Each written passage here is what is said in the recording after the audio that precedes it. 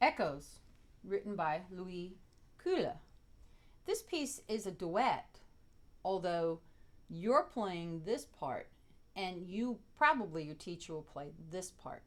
When you play this part with your teacher, you'll have to play it over so that there's room for the teacher to play. So let's look at this part first. I call this like a question answer or a game of tag. Whatever the right hand is playing, the left hand is going to play after it. Isn't that fun? And that happens all the way until we get to here. I guess the right hand won. The right hand gets to play to the end and the left hand just gets to play these notes underneath. Both hands are in C position, and you could play this in a legato and then repeat it in a staccato. That could be fun. Now if you look through the piece, we have skips, and you may want to mark them in your score. And then we have steps. Those I wouldn't mark, but I would notice the direction. Are they stepping down or are they stepping up?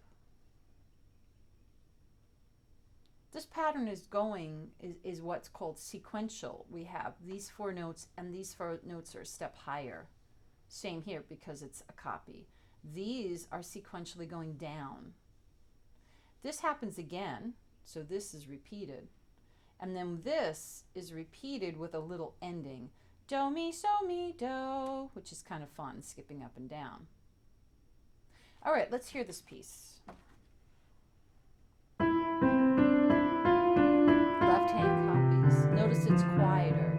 Right hand, left hand copies. Right hand, left hand.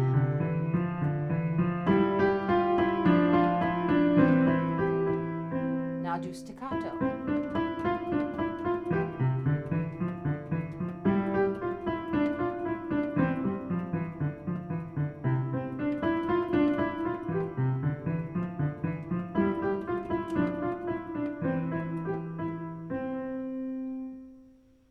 Now for fun, I'm going to put on the duet part.